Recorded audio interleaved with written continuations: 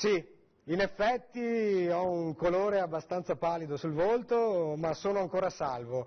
Benvenuti alla Zanzega di questo sabato, siamo in diretta ovviamente e abbiamo qualche defezione dovuta al periodo dell'anno in cui l'influenza sembra aver scatenato tutti i suoi effetti ed effluvi su tanta gente, quindi non abbiamo alcuni ospiti, poi comunque in qualche maniera riusciremo ad avere un contatto telefonico con uno di questi. Non ho la presenza abituale di Ivo Gallo che proprio questa mattina mi è arrivato un SMS da parte della sua cara amorosa Elisa dicendo guarda che Ivo ha 40 di febbre.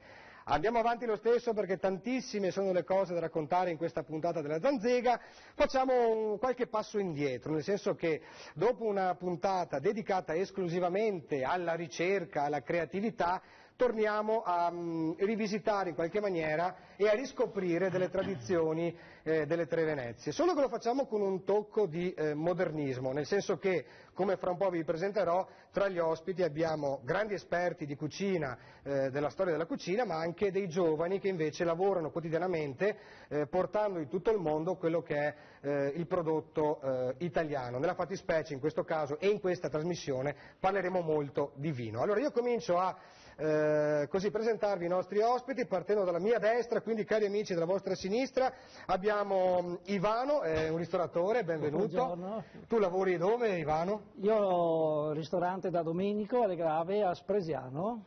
Quindi sei proprio vicino al fiume, insomma. Diciamo dentro nel fiume, proprio nel Piave. Razza Piave. Razza Piave. Quindi immagino che tanti dei prodotti che tu prepari siano legati a filo doppio con la tradizione rivierasca del Piave, presumo. Sì, no, la tradizione nei nostri locali è la base, fa parte di una cultura, fa parte del nostro essere.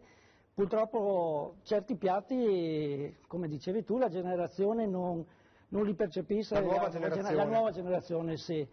Però ci stiamo lavorando non da poco su renderli più appetitosi e più leggeri, perché oggi si parla di grassi, certo. unti, oli, e su questo insieme anche al Confcommercio, al gruppo ristoratori, stiamo lavorando veramente seriamente, anche nelle piazze ultimamente sotto le feste avete visto il Tripping Test che ha proposto proprio come il musetto, come certi prodotti di una volta in versione molto moderna, leggeri e appetitosi. Cioè praticamente voi dovete far riscoprire l'antico valore, l'antico sapore, però attraverso una lettura più moderna, quindi magari... Certo, in chiave più fresca, diciamo. Ecco. Ve lo tengo per ultimo il piatto, diciamo così, importante di cui parliamo questa sera, perché se io ve lo dico, magari qualcuno lo conosce, però può essere facilmente legato alla pesantezza, al fatto che è molto calorico. In realtà... poi come ci dirà l'ospite che vi presenterò, tutte le cose, e questo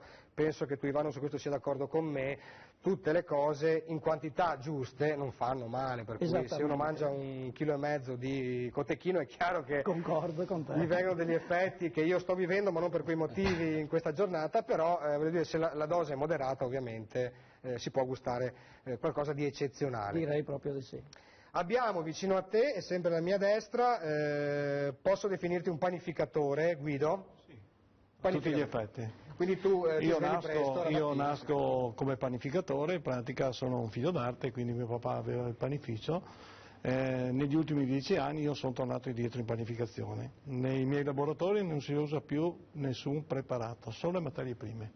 E possibilmente adesso siamo alla ricerca delle materie prime del territorio. Infatti noi abbiamo qua oggi dei prodotti che sono fatti con delle materie prime proprio del nostro territorio, a chilometro 0,0, dopo lo spieghiamo. Spiegherai bene cosa ci hai portato. Sì, abbiamo fatto un'evoluzione, adoperiamo tutte le tecniche da lievito madre che si era perso, io ce l'ho dal 1961 in vita, quindi l'ho ereditato da mio papà.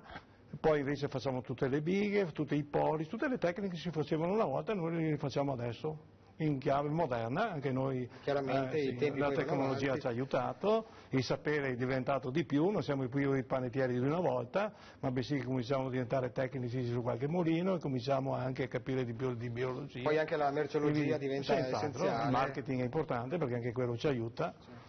Sì. cerchiamo Scusami se ti di metterci del nostro Esatto. e soprattutto siamo artigiani, quindi mettiamo la nostra faccia, che è la cosa più importante per il cliente. La secondo me. nostra faccia, eccoci qua, la nostra faccia. Allora, non ti alzi a mezzanotte, cioè non ti alzi No, io all'una, mi alzo alle 2:30, Va bene, tardino, insomma. sì, quindi 2:30 tutte le mattine e si comincia la mattina e si va finché si è finito, non abbiamo mai un orario perché avendo anche pasticceria e adesso anche cioccolateria, quindi il lavoro ce n'è. Sì, Bene. per fortuna.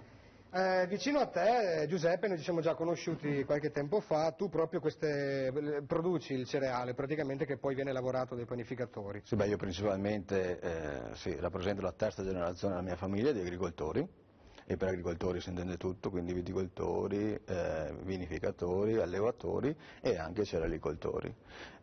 Quindi agricoltori come è sempre stato nella tradizione. Dalla mattina presto alla sera, diciamo, tra un orto, un campo di cereale, qualche mucca tecnologia estremamente avanzata che ci viene in soccorso in tutti i lavori della giornata, ci occupiamo appunto della produzione di alimenti principalmente. Quindi sulla tavola porti un po' tutto grazie al tuo lavoro, diciamo. Quantomeno è il nostro obiettivo quello di ritornare ad avere un'azienda agricola completa, ma a un livello tecnologico estremamente avanzato. Per, come si diceva prima, non guardare solo al passato, nostalgici, ma riprendendo le cose buone per portarle avanti. Io dico sempre, tentare di ripartire da dove ci siamo persi, cioè quando è arrivata l'agricoltura intensiva, abbiamo perso alcune esperienze, alcune conoscenze principalmente, ripartendo da lì con le conoscenze attuali e con le tecniche soprattutto attuali e le tecnologie più moderne. Benissimo, alla mia destra abbiamo un'amica della Zanzega, perché Antonella è stata promossa co-conduttrice della trasmissione, l'avete già vista durante la puntata dedicata al Natale, e questa volta è venuta non per consigliarmi su come addobbare il giorno del mio matrimonio, perché penso non sia molto vicino, bensì sei qui perché vuoi darci qualche dritta. No, dico, guarda, mai dire mai, certo. Never say never, però diciamo che questa settimana ho deciso di non sposarmi. Più avanti forse vedremo.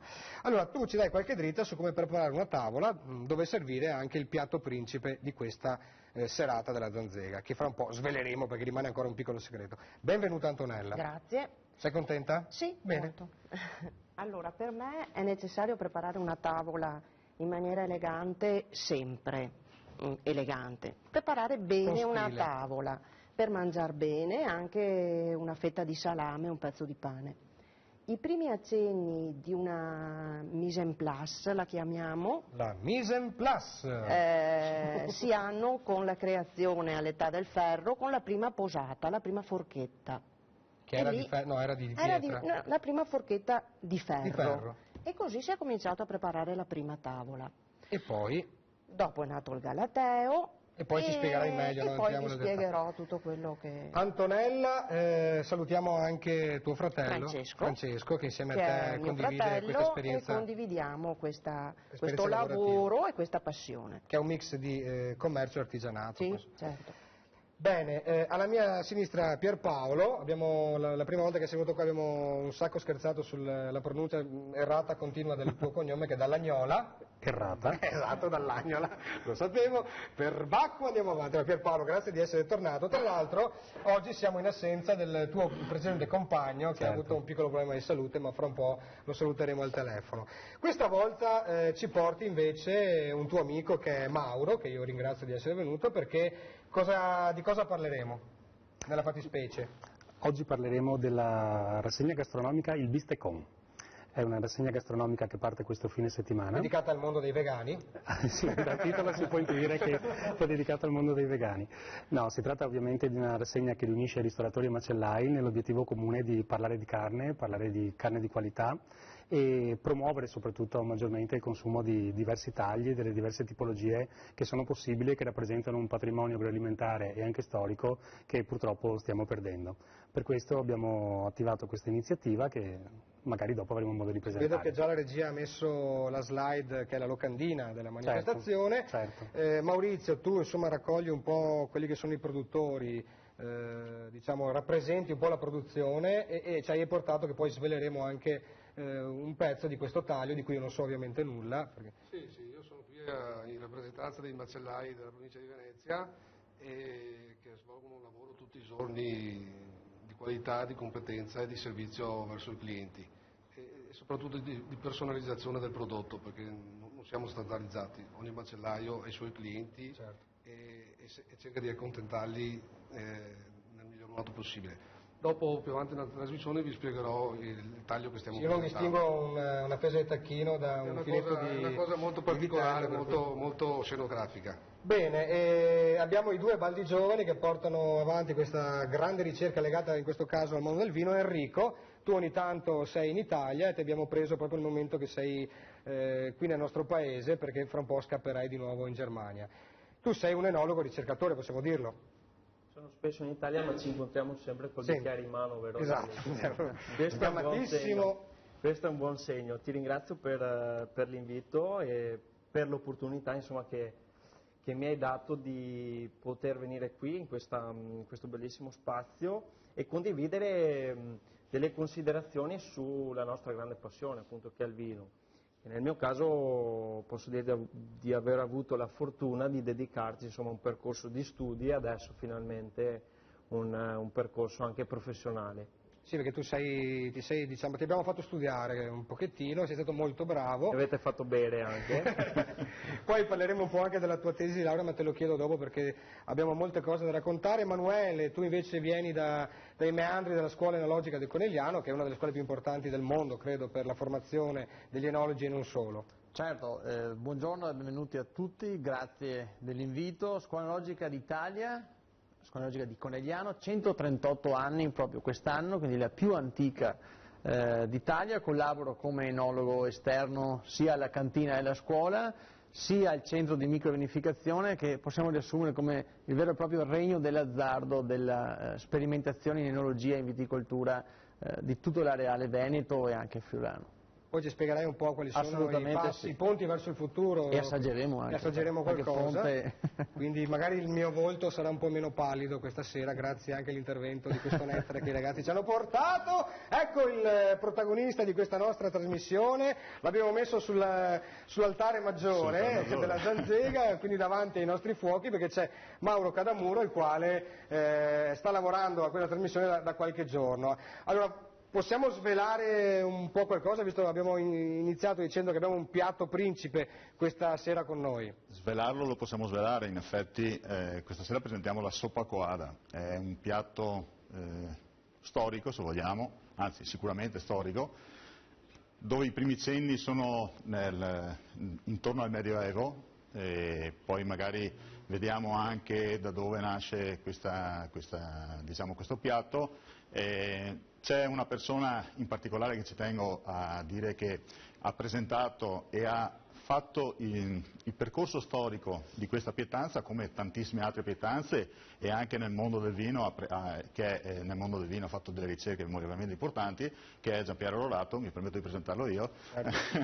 Doveva essere il tuo compagno d'avventura oggi, ma... che doveva essere presente, di fatto poi per motivi di salute non ha potuto esserlo, e appunto la presentazione di questa sera, questa soppa coada, che potrebbe essere quasi definita un piatto dei poveri, in realtà nasce come un piatto proprio per, se vogliamo, proprio per i ricchi, in quanto nasce i primi cenni e si hanno dalla casata dei duchi d'Este, del ducato d'Este, dove veniva presentata agli ospiti nei galà, nelle presentazioni, ed era un piatto che veniva molto usato nella casata in occasione appunto di queste manifestazioni di convivi della Erano famiglia. I gran maestri delle cerimonie che preparavano, poi ci spiegherai altre cose. Un pochettino anche da dove poi si va a riscoprire un po' tutto quanto, dove si trovano un po'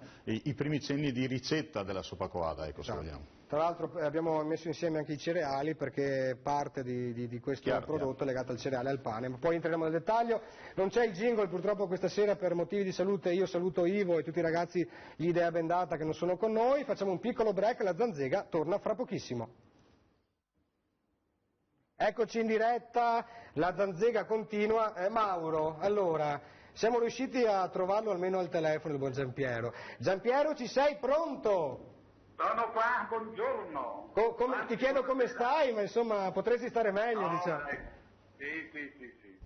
Allora, mi dispiace che non sei presente fisicamente perché la tua presenza fisica è molto importante, però già il fatto di sentirti pimpante al telefono ci fa piacerissimo. Grazie. Allora, io intanto ti passo Mauro che è qui con noi. Mauro, lo senti? Sì. Ciao Giampiero. Ciao Mauro. Allora, Mauro è venuto con la sua livrea di cuoco, con tutti i suoi ingredienti pronti, perché oggi, come tu ben sai, parliamo della soppa coada. Cosa ci puoi dire così al volo della soppa coada, Giampiero? Questo è un piatto meraviglioso che nasce nel Medioevo, si sviluppa nel Rinascimento ed è codificato per la prima volta nel 1549 nell'opera del gran maestro della cucina di Ferrara, perché è lì che nasce questo piatto. E perché l'abbiamo noi a Treviso e abbiamo a Motta di Livenza, l'abbiamo dalle nostre parti? Semplicissimo, perché tutti i libri di cucina che erano scritti nel corso dal 1300 in poi, vennero stampati a Venezia.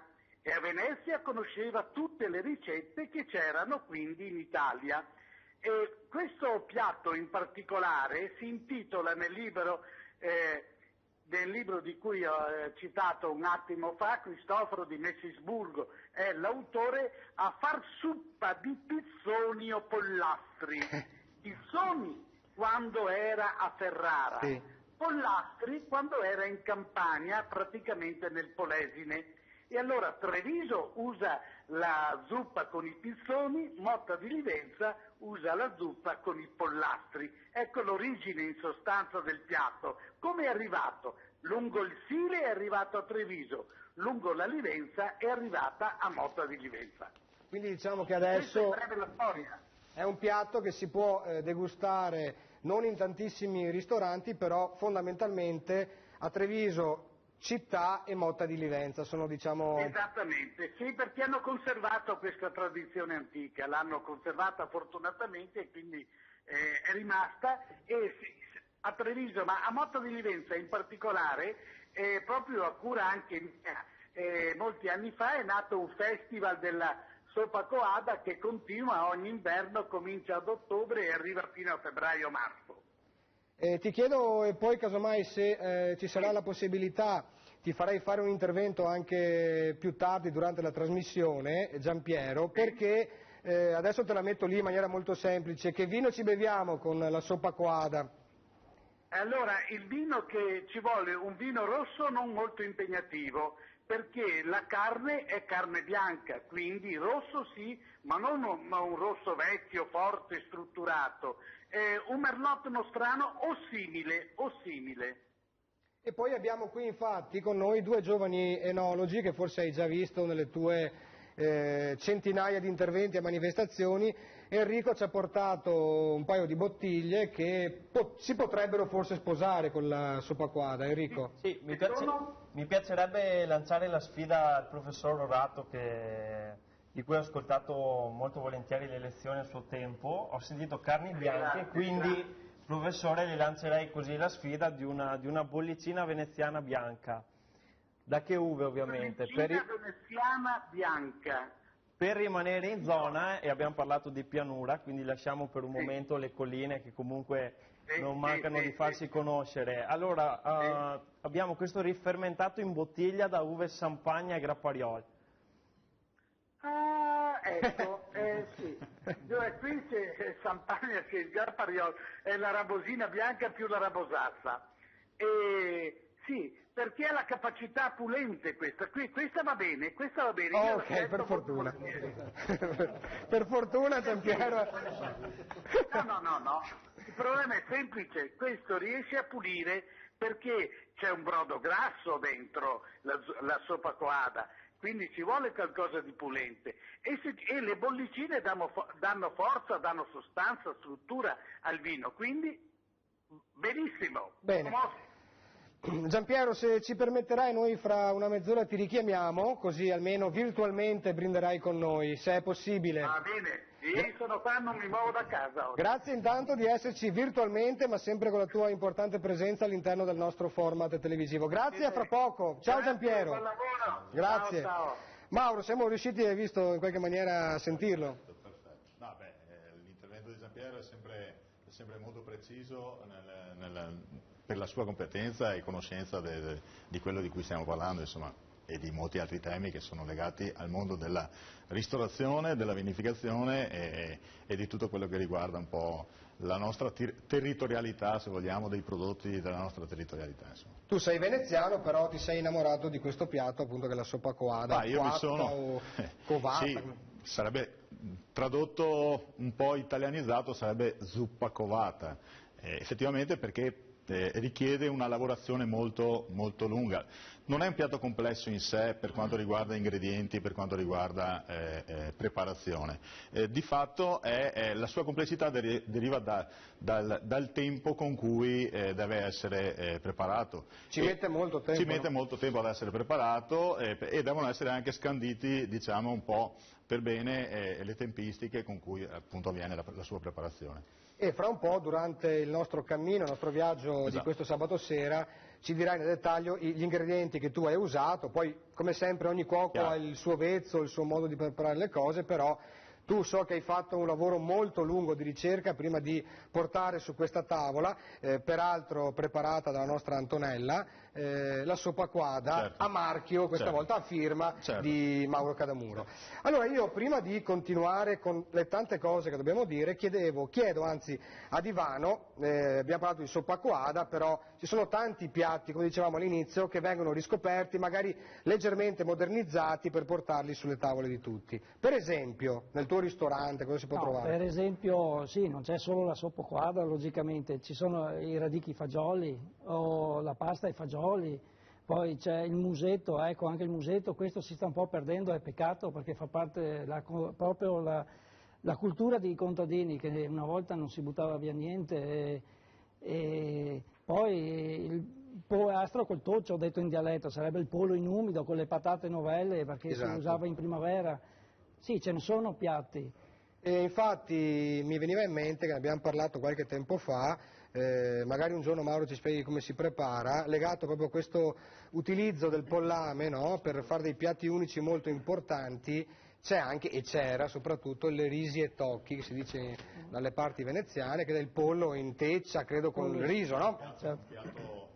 Anche questo molto storico, diciamo, che ha una sua tradizione, una sua storia, ed era uno dei piatti, diciamo, che nella zona del veneziano veniva proprio nelle famiglie agricole, nelle famiglie contadine veniva frequentemente utilizzando chiaramente partendo dall'animale da cortile della famiglia, ruspante, selvatico, e magari con il riso anche prodotto dalle stesse famiglie. Insomma. Tra l'altro tra i nostri partner c'è la Fagiana, che è uno dei pochi produttori che fa riso in riva all'Adriatico, nella fattispecie nelle zone di Torre di Fine. Salutiamo anche per la collaborazione. Giuseppe, tu invece proprio hai voluto rimanere in quell'ambiente contadino, nonostante tu sia giovane, hai voluto continuare una tradizione legata, come dicevi prima, al mondo della terra, alla produzione dei cereali e non solo, ma di tutto quello che riguarda la fattoria, come direbbe un bambino sprovveduto, e hai investito in questo, cercando di modernizzare attraverso le tecnologie, i macchinari eccetera, il tuo prodotto. Quindi tu ottieni un cereale da cui poi si produce il pane che Guido porta nelle case, o sbaglio? Beh, questo innanzitutto è un progetto che sta prendendo forma. Nasce per mia volontà 5 anni fa e da una stupidaggine. Tu pensa che quando parli con un dietologo, un nutrizionista, la prima cosa che ti dice è elimina il pane o riduce l'olio di pane. Io ho detto ma come? Cioè, è la prima cosa, è la cosa più buona. Mi sono così chiesto come mai. Quindi sono ripartito, come abbiamo fatto per altre produzioni, tipo il vino, tipo il verduzzo, il raboso, ho riscoperto, ho tentato quantomeno di riscoprire una vecchia varietà. In questo caso è il Mentana, di Mentana. È una varietà. Non è un produttore televisivo, no, ma è la varietà cereale. frumento Mentana, che è stato selezionato da incroci nel 1922 da un certo Strampelli, che è il padre della cerealicoltura in Italia. È un grano molto particolare. Sono andato all'Onigo, dove c'è la collezione delle sementi, Vicino Vicenza, no? vicino Vicenza, e mi hanno dato 1 chilo di questa semente. Io ci ho messo 4 anni per poter arrivare ad avere 1 quintale di frumento da poter prima macinare e poi trasformare. Quindi il progetto è molto lungo e ha avuto questo scopo: ripartire da dove ci siamo persi sostanzialmente. È una cosa molto interessante quella che ci sta dicendo, che è un po' quella che poi affronteremo con il vino, dove appunto alcuni vitigni in qualche maniera sono stati ritrovati, salvati e recuperati, perché è un vero peccato quando qualcosa si estingue, sparisce, no? Avendo noi ereditato, poi i ragazzi mi correggeranno perché ovviamente io non so niente, fingo di sapere qualcosa, ma non so assolutamente niente, però abbiamo per molti anni vinificato prodotti che venivano credo dalla Francia, da altri paesi, mentre sottovalutando forse, adesso lo dico un po' a spanne, in maniera generalista, alcuni prodotti delle terre nostre. Grande successo poi ha avuto il Prosecco in tutto il mondo, di cui poi Emanuele ed Enrico ci parleranno, tanto quanto la carne italiana, molte volte considerata forse meno di produzioni da altre nazioni, in realtà in Italia abbiamo il meglio che si possa desiderare. Su questo parleremo fra un pochino, però è il momento per noi di rinfocillarci mentre voi vi fate una piccola pausa, qualche secondo dedicato agli spot pubblicitari. A fra poco con la Zanzega. La Zanzega, siamo in onda, siamo in diretta in questo sabato, ricordo come sempre a tutti che saremo in replica domani pomeriggio intorno alle 16:30. Siamo in mancanza della mia spalla consueta che è Ivo Gallo e quindi anche del suo canto del gallo, ma è il periodo in cui l'influenza arriva ai picchi massimi e per fortuna io invece ci sono con tutta la mia energia, la mia forza, la mia vitalità e la mia grande cultura enogastronomica. In realtà non so un tubo, però mi sono accerchiato delle persone che riescono ogni volta a darmi delle indicazioni precise, importanti ma soprattutto interessanti. Ogni qualvolta esco da questo studio imparo qualcosa di più. Per esempio, anche se non è una mansione tra virgolette tipicamente maschile, ma sempre di più i ruoli si mescolano, cara Antonella, c'è uno stile, un criterio per rendere la propria tavola migliore, nel senso che qualora si abbia un ospite, qualora non si abbia neanche un piatto molto importante, però tu dici il gusto nel mettere 2 cosine messe bene dà molta più importanza a quello che prepari o comunque nobilita anche la tua ospitalità. Non bisogna però esagerare nella preparazione della tavola e far diminuire il valore del vino e del cibo, perché comunque a tavola la cosa più importante è bere e mangiare bene. Comunque ci sono delle forme di galateo che vanno seguite per un buon vivere. Hanno origini antichissime, nel 1500, e il nome galateo deriva proprio da Galeazzo Flordimonte, che era un vescovo della provincia campana che ha avuto le prime ispirazioni e ha scritto le prime cose sul galateo. Dopodiché abbiamo un vescovo invece qui proprio che di nome Giovanni dalla Casa, che dopo anni di vescovado si ritira in un'abbazia proprio qua di Nervesa, sul Montello, quindi è una cosa proprio a origine qui nelle nostre zone, e scrive il primo manuale di galateo, stampato, come diceva il professor Rorato, come i libri di gastronomia, a Venezia. Viene stampato a Venezia, esatto. E quindi diciamo che dal Rinascimento si inizia... Ha origine proprio, ma è comunque una forma di galateo che è tuttora seguita. Ancora quindi, nonostante sia molto arcaico, era talmente avanti che... Le basi del galateo nascono da lì. Quindi diciamo che prendiamo ispirazione anche da quello che siamo stati nel periodo, tra parentesi, più fulgido dell'Italia, che è il Rinascimento. Non so quando ci ritorneremo a un periodo del genere, però, l'importante è avere sempre un po' di stile, un po' di decoro, no? Certo. E quindi cucina povera però anche nobile, nel senso che ci diceva prima... Ma non esiste importa. una cucina povera, ricca, degli ospiti più importanti o meno importanti. Secondo me è uno stile di vita. Tu non hai in casa tua un ospite più o meno importante. Il principio è quello di ospitare una persona comunque nella maniera migliore che tu possa. Certo, l'ospite deve sentirsi a suo agio corteggiato e a suo agio, non deve essere neanche messo in difficoltà, quindi... Di sicuro se invitiamo qualcuno a degustare, mangiare un po' di zuppa quadra, preparata con maestria da Mauro, non la mettiamo di sicuro in un piatto di carta, voglio dire. Ma ecco, no, nel senso... secondo me non bisogna mai decadere per questioni di praticità, velocità, a usare delle cose in tavola, la posata di plastica, il piatto di plastica, la tovaglia di plastica, il tovagliolo di carta, insomma il bicchiere. Non deve essere come dicevamo l'altra volta, non ha importanza che un bicchiere sia prestigioso, costoso, un bicchiere...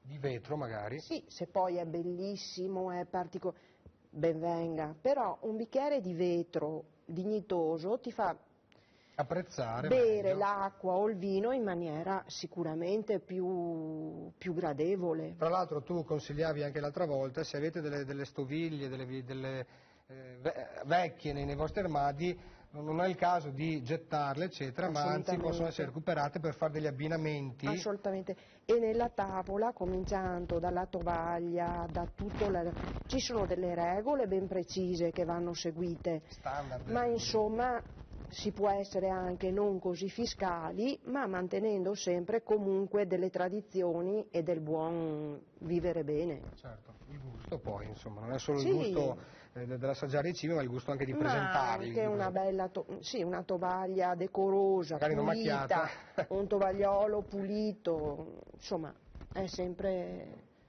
nobilita la tavola. Nobilita la nuova, e vedo che la gente insomma lo gradisce sempre di più di un pezzo di carta o un piatto di plastica. Allora, Pierpaolo, cosa state combinando? Prima parlavamo di risi e tocchi, di soppa coada, e ci veniva in mente un'iniziativa che avevamo fatto di recente collegata a, possiamo definire, una cucina rurale, una cucina antica e povera. Con l'Accademia Italiana della Cucina abbiamo avuto l'onore di partecipare ad una cena che fanno una volta all'anno, la cena ecumenica. Quest'anno il tema era il quinto quarto, ovvero al di là dei 4 quarti del bovino, tutte le altre parti che non ne fanno parte, che quindi possono essere tradizionalmente considerate degli scarti. Quindi parliamo le frattaglie, sì, il fegato, la cervella, la milza, ma passiamo anche alle creste di gallo, quindi non necessariamente il bovino, i durei, quindi anche il pollame, eccetera.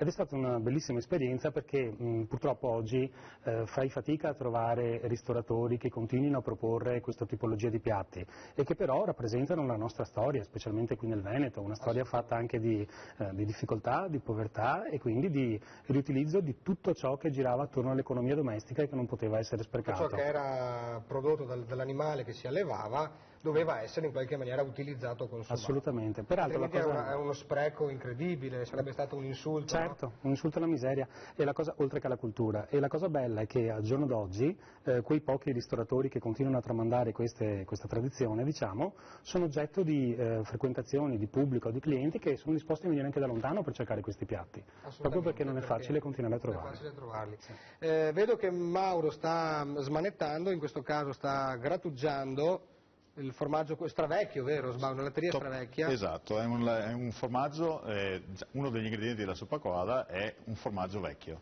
deve essere stagionato. Bello duro, bello importante. Che si possa grattugiare o rendere un pochettino tipo scagliette come queste, insomma poi non cambia molto, diciamo, nella sostanza non affettato, ma insomma deve essere ridotto molto tipo grattugiato. Insomma. Tra l'altro noi ovviamente utilizziamo un formaggio invecchiato delle latterie Soligo. Oggi ci sarà il presidente, sta per arrivare, sarà con noi in questo tavolo numeroso. Allora, Mauro, invece, la carne italiana. perché insomma io poi sai, così mi devi anche un po' insegnare. Tu ti occupi appunto della macellazione, del taglio della carne vero e proprio. Della carne e della commercializzazione. Cosa consigliamo a chi ci guarda? Parliamo di carne rossa in questo momento. Naturalmente carne di qualità, ma soprattutto consumare tutti i tagli della carne. Adesso molto più spesso la gente ha fretta, ha premura, vuole fare solamente bistecche, fettine, ma purtroppo ancora oggi Gesù Cristo fa la mucca con 4 gambe e il consumatore vuole mangiarne solamente 2.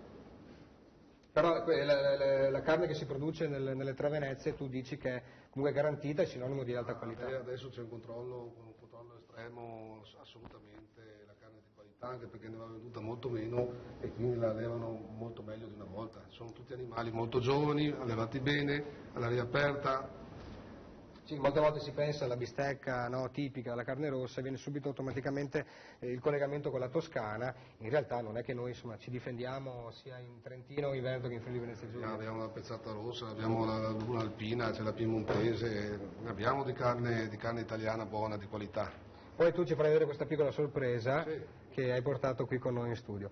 Inizio a chiedere ai ragazzi invece, che sono il futuro dei nostri prodotti italiani, come ci piazziamo con i vini delle Tre Venezie, a livello così italiano quantomeno, come siamo messi? Siamo un gran parlare, sai, di sondaggi, stime, no, sono meglio questi, sono meglio i toscani, i francesi, i siciliani, non so, come ci piazziamo secondo voi?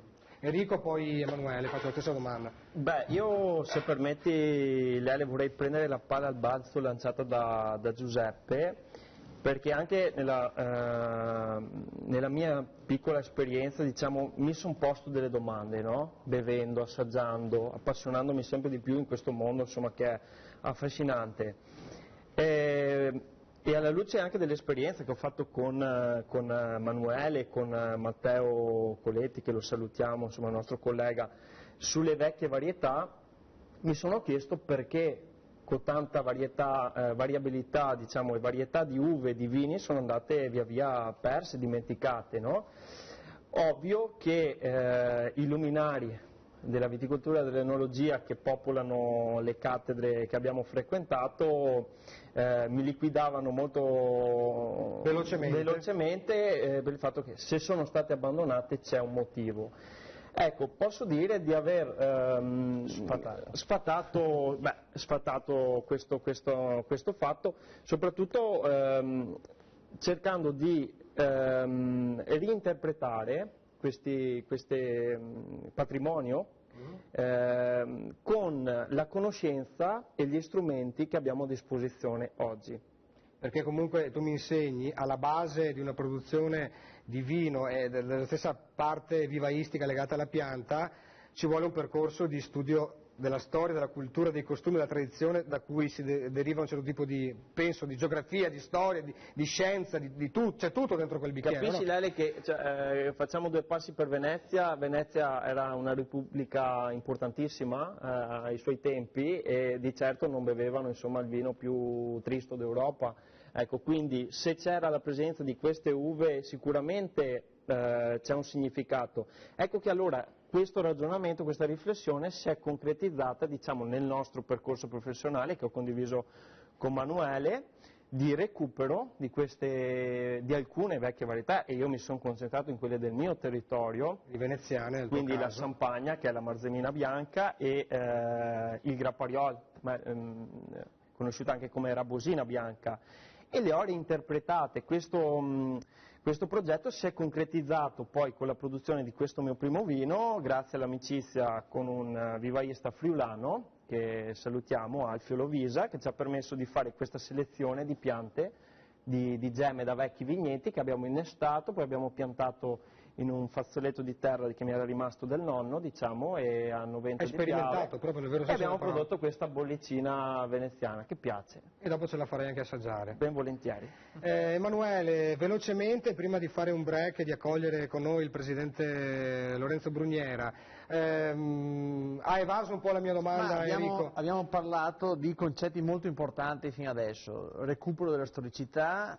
È importantissimo ripartire da dove ci eravamo fermati. Non è che ci eravamo fermati in termini lavorativi, in termini economici, di lungimiranza, assolutamente no, però abbiamo abbandonato tanti ingranaggi che in termini di agricoltura in genere, ma anche di viticoltura e quindi di enologia, comunque nel passato sono stati importanti. Non sono stati importanti magari come può essere stato nell'ambito zootecnico per una questione prettamente nutrizionale o calorica, ma sono stati importanti proprio per passare dei momenti difficili, la fillossa, l'arrivo della malattie legate l'arrivo della peronosma, l'arrivo dell'oidio, la scoperta poi dell'innesto e quindi la salvezza, per arrivare ancora fino alle porte del 2000 con queste antiche varietà da scoprire, da interpretare e da riproporre assolutamente. Bene, poi comunque mi risponderete alla domanda che vi ho fatto, che è come ci posizioniamo con i vini. Certo.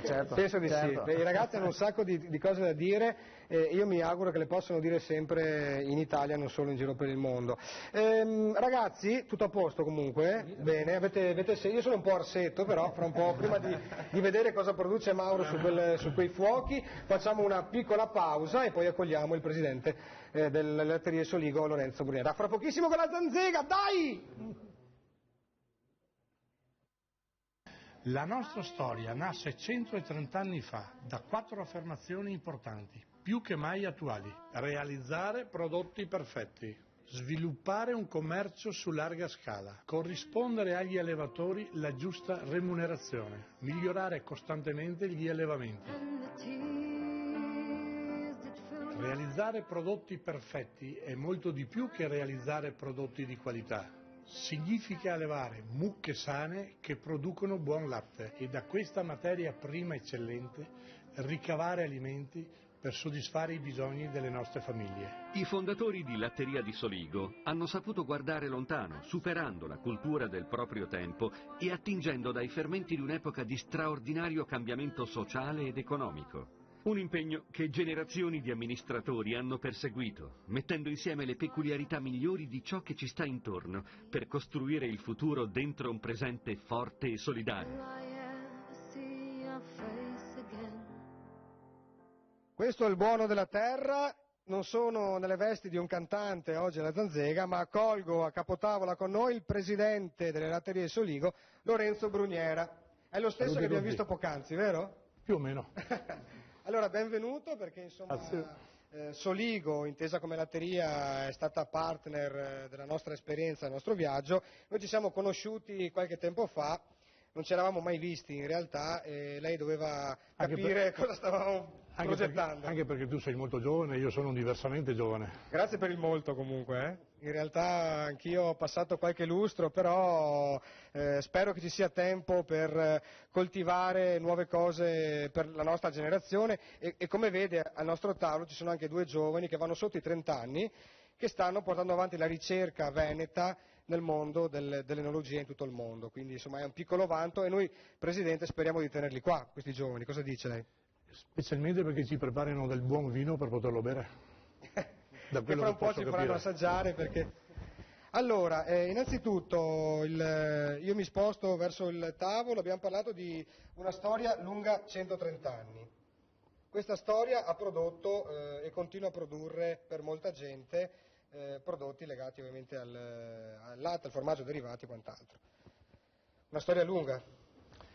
Credo di sì, 130 anni mi sembra che non siano pochi. 1883 è una storia che parte poco dopo l'unificazione d'Italia, tempi duri, povertà estrema, perché ci lamentiamo oggi, ma se si prende qualche libro di quell'epoca si capisce, no, che l'antibiotico non esisteva, non c'era da mangiare, da riempire le pance, gente che morivano di fame o di stenti e di naturalmente malattie.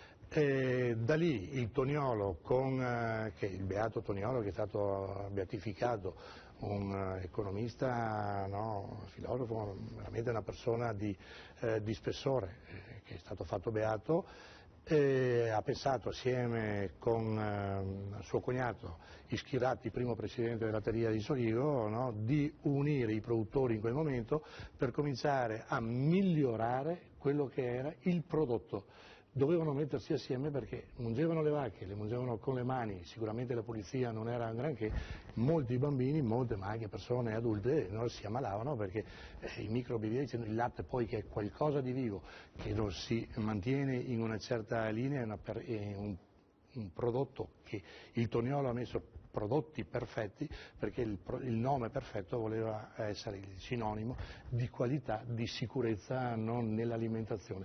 Questo è quello che lui, il messaggio che ha dato, e questo è il messaggio che abbiamo portato avanti in tutti questi anni, no? E sostanzialmente penso che oggi i miei predecessori che hanno fatto dei lavori eccezionali, no? Si può dire che nelle nostre tavole, con i nostri prodotti di formaggi duri, ma anche il latte fresco, che è il nostro grande cavallo di battaglia. Sarebbe la casatella per intendere? No, proprio il latte fresco, che qui, non vediamo una bottiglia, no, ma il latte fresco è il nostro cavallo di battaglia, vuol dire sicurezza alimentare dai bambini, no? Perché lo si può dire da quando nascono, da quando non allattano più sotto le mamme, no?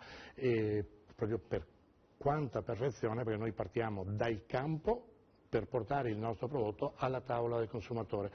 E gli agricoltori, i soci della latteria, perché il Toniolo quando ha fatto questa cooperativa l'ha fatta partendo dalla terra, gli agricoltori, per poi portarla al consumatore. Oggi il mondo si è evoluto, no? Ci sono qualcuno che nasce. Gli standard sono cambiati e hanno migliorato il prodotto, credo. Il prodotto sicuramente è migliorato in qualità e in sicurezza, però sostanzialmente oggigiorno c'è gente che dice acquisto il latte, lo imbottiglio, lo vendo, come può essere nel vino, però io credo che sia nel vino sia nel latte e in altri prodotti della terra bisogna che la filiera sia completa, non è che uno domani mattina non mi piace vedere quello che acquista e che poi vende soltanto per una questione economica e basta. Il vino deve essere legato al suo territorio e alla sua terra. Uno che lo beve dovrebbe sì bere qualcosa di buono, ma beve anche quel territorio, ha negli occhi quel territorio. E quando uno mangia un pezzo di formaggio mi piacerebbe, assieme a tutti gli altri prodotti di questo territorio, assieme alla nostra gastronomia, ai nostri cuochi e alla nostra gente, ho quel territorio, sono in quel territorio, ho questi prodotti del territorio. Questo è quello che mi sento di poter trasmettere e vivere assieme al turista che viene qui, perché se viene un turista qui da noi e gli diamo, no, del prosciutto spagnolo, no, mi sembra che non abbiamo fatto proprio granché del vino californiano per il nostro territorio, ecco così. Benissimo. Daniele, sì. posso rubarti 2 Ma minuti? tu puoi rubare tutto ciò che vuoi. Volevo dare un'idea alle nostre signore per usufruire del latte del signor Lorenzo anche quando il barattolo del latte è finito. Adesso mi è veramente allora, lì c'è un barattolo chiuso, se me lo puoi passare. Allora, quando avete finito il latte e dovete buttare l'involucro... Grazie Ivano, grazie. Dovete buttare l'involucro, tagliate la parte superiore che tanto nessuno la usufruisce più.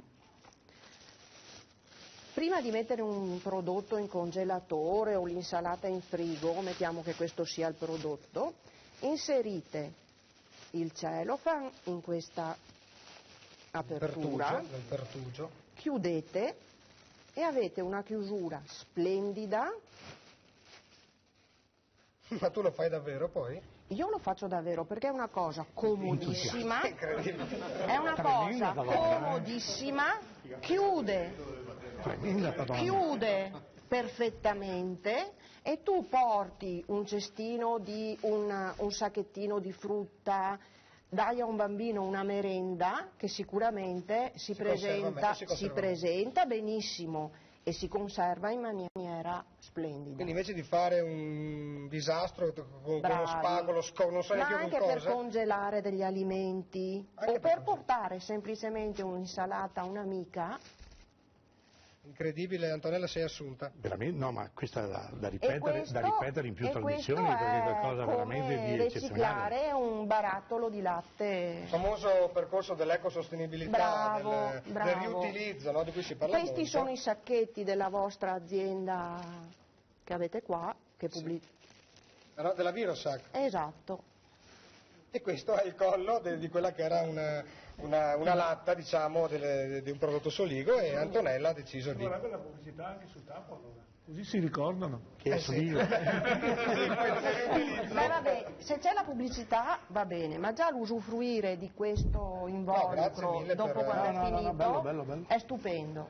Bello. Bellissimo consiglio che dai. Bello, ma proprio tenuta, ragazzi, guardate. Non perde. Contiene anche il brodo. Quindi si può sporzionare la soppa coada per mettere in benissimo. Bella idea. Mauro, ne hai fatta tanta? Vorrei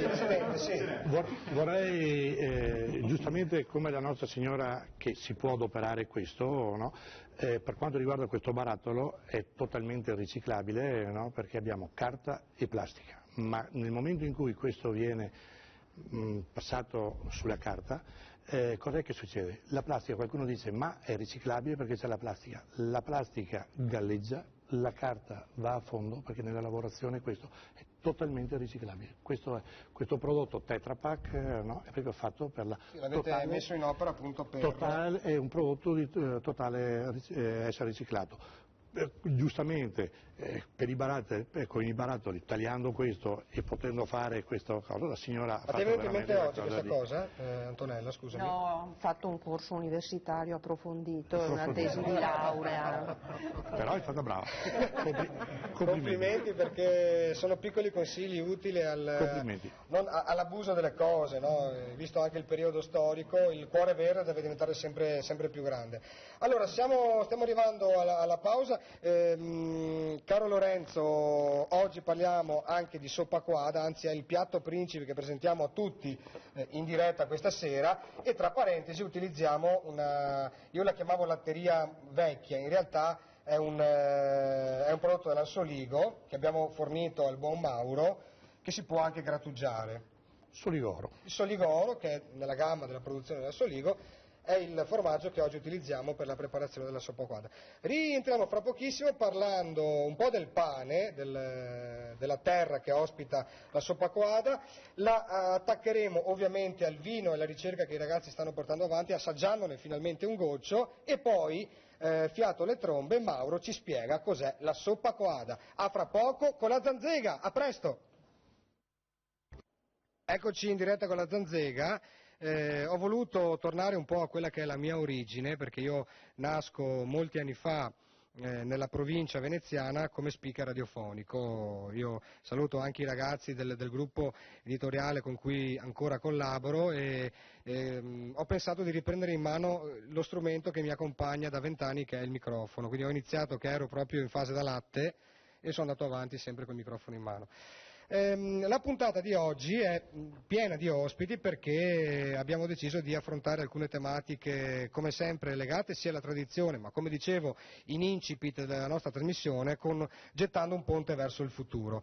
Tanto che c'è un argomento di cui qualche volta abbiamo toccato leggermente le sorti, che è il pane. Allora è chiaro che Guido il pane adesso lo si fa con degli strumenti moderni, che ovviamente ha aumentato la produzione e credo anche la qualità. Diciamo che è un'idea che è assimilabile anche a quella del formaggio, perché il fatto che il formaggio sia prodotto su scala più ampia con tecnologie molto avanzate ne ha arricchito, credo Lorenzo, anche la qualità del prodotto stesso. Difficilmente adesso una forma ha i buchi interni o qualcosa che non va, perché la standardizzazione è talmente perfetta e il controllo e l'ottimizzazione è talmente alta, per cui il prodotto è replicabile, di altissima qualità, non sbaglio? Sì, la tecnologia ci porta a questo. E quindi anche col pane, nonostante sia artigianale, la tecnologia si aiuta, ma se non c'è il panificatore e l'elemento primo... Quando parliamo di tecnologia non vuol dire chimica, vuol dire tecnica. Esatto. Che è già una cosa, perché non bisogna far confusione, perché la tecnologia è tecnica di lavorazione, perché lo studio assieme alle università e quant'altro ci portano che la tecnica migliora moltissimo, e questo hanno fatto anche i panificatori, anche se io dico che il buon pane vecchio di una volta messo insieme un po' di casatella acquista valore. Esatto. Allora, mi ha dato anche un piccolo là, poi ne entriamo un po' di più nel dettaglio, perché è grazie alla ricerca che le cose migliorano e grazie ai ricercatori come quelli che oggi abbiamo in studio. Allora, Guido, il pane che tu hai portato qua è un esempio di quello che produci. Oggi abbiamo portato un pane appunto della farina mentana che ha fatto Giuseppe. In pratica Giuseppe mi arriva il signor Giampiero, ci suona il campanello. Un giorno mi arriva Giampiero Rato, che siamo amici, mi fa: Guido, c'è un signore nel tuo paese che sta facendo un frumento particolare.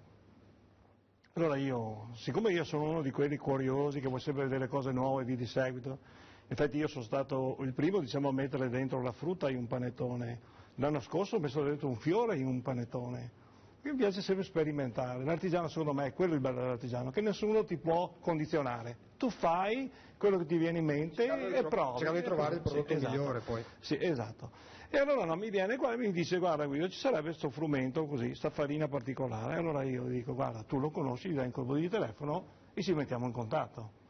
Ci mettiamo in contatto, bene, vado da lui, vado a trovarlo, mi fa io ho sta farina, la macino a pietra, bene. Sai qualcosa di questa farina? Sì, io so fino a un certo punto, però tu mi dovresti dare una mano.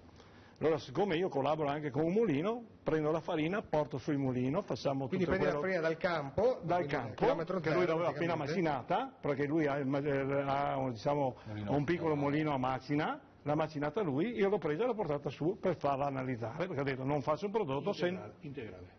Sì, pura. Integra. Ecco, diciamo cosa vuol dire integrale. Integrale quando ci sono tutte le parti del seme dentro nella farina, anche il germe. E quindi è tutto. E quindi è meno calorico, è completa, perché ci sono dentro in pratica le fibre che servono per l'intestino, ci sono dentro i sali minerali che sarebbero le ceneri e via di seguito. Niente, io l'ho fatta analizzare e di cui abbiamo deciso di fare alcuni prodotti. Non si possono fare tutti perché purtroppo anche il terreno è quello che è, via di seguito, però il prossimo anno abbiamo deciso di migliorarci. Di fare qualcosa di nuovo. E allora io ho detto, va bene, quando avevo visto la farina ho detto, adesso facciamo allora un prodotto a chilometro 00, perché la farina in paese, il panificatore in paese, adoperiamo tutto quello che abbiamo in paese. Quindi ho fatto dei biscotti, ci ho messo dentro il burro fresco, ho preso dei fichi, ho messo dei fichi quindi che sono del territorio, i nostri qua, le pere del territorio, e le noci Lara di Chiarano. Ho fatto anche un pane con le noci Nara e ho adoperato tutta questa farina mentana. Il bello è che c'è un pane con la farina integrale mentana, poi l'abbiamo fatto con le noci dentro, e il bello è che ha un sapore e poi quando la impasti ha un colore totalmente diverso dagli altri. Peccato che chi a casa non possa gustare. Ma il bello è questo, diciamo, che quindi tu la mangi, senti proprio i sapori di una volta, cioè ti fa tornare indietro con la mente, non mangi per mangiare, mangi per ascoltare quello che ti dice il prodotto. Ti evoca delle storie in qualche maniera. Esatto. A questo punto, Mauro, tu hai utilizzato il pane raffermo per confezionare quella che fra un po' totalmente ci presenterai, che è la soppa quadra. Che tipo di pane quindi serve? Qualsiasi, credo, oppure allora, c'è la base della soppa quadra diciamo che è il pane, in effetti questo è quello che veniva utilizzato e quello che si utilizza anche adesso, il pane. In questa occasione e anche in altre occasioni con cui ho collaborato con Giuseppe abbiamo utilizzato questo pane fatto con farina mentana, che pertanto dà delle ulteriori caratteristiche particolari di sapore al piatto in sé, e quindi poi assemblato con tutti gli altri ingredienti, che in sostanza sono anche ben pochi, ovvero il brodo, il formaggio grattugiato e la polpa del pollastro, ruspante, assolutamente ruspante, per completare il piatto, insomma, ecco. Quindi tu oggi hai portato, non dico qualcosa che hai preparato in questi giorni, perché i tempi di preparazione, la cova famosa, no? Di questa pietanza come dicevamo prima, io ho preparato in questo contenitore la soppa quadra, che l'ho preparata esattamente l'altro ieri come preparazione, e poi lasciata covare al fresco in frigo fino alla cottura, che l'ho cominciata questa mattina. Ho fatto la cottura questa mattina praticamente nella mia cucina. Oggi qua quello che si può far vedere è l'assemblaggio degli ingredienti per la realizzazione di questo piatto. Da spiegare, se vogliamo, se vuoi lo faccio adesso, come è il procedimento intanto diamo gli ingredienti principali, e poi successivamente invece li assembliamo. Perfetto. Quindi gli ingredienti principali sono pane, Nella versione che abbiamo fatto qua farina oggi mentana? È pane con farina mentana, oppure si può utilizzare anche, per fare la sopa si può anche utilizzare un altro tipo di pane casereccio, sempre che sia fermo da almeno qualche giorno, chiaramente. Poi abbiamo un formaggio vecchio, che va all'interno del piatto, e in questa versione il pollastro, il cappone o l'animale comunque da cortile che viene cotto per mettere all'interno della zuppa. Cotto tantissimo per diventare cotto poi magari spiego nella spiegazione della ricetta. C'è l'altra versione, siccome il nome originale della ricetta che aveva dato Mrs. Bugo, una zuppa di pizzoni o pollastro, c'è la versione di piccione che viene preparata invece che con il pollo con i piccioni. Giovani, dicevi, novelli. Giovani, novelli, che così hanno con una consistenza di carne abbastanza morbida e anche meno, al gusto chiaramente meno incisivi di selvatico, se vogliamo definirlo. Ecco. Benissimo, allora fra un po' finalmente scopriremo, per chi non la conosce, che non tutti conoscono questo piatto, la sopa coada, come già vi anticipo, fra qualche puntata parleremo anche del bollito veronese con la peara, che noi a Venezia, Treviso, di solito non mangiamo, ma a Verona è qualcosa di utilizzatissimo, di squisito, tra parentesi. In quel caso c'è il formaggio invecchiato, il brodo, il pane raffermo, quindi vedete come con questi elementi semplici che si avevano in casa e magari qualcosa avanzava, si riusciva a fare un piatto incredibile. Allora Enrico, tu ci hai parlato di questa bolla veneziana. Allora diciamo che Enrico l'abbiamo fatto laureare sul vino, abbiamo fatto studiare, spedito in giro per il mondo, e tu hai creato un vino fondamentalmente. Era anche ora, no? Sì, visto che hai 50 anni era giusto. No.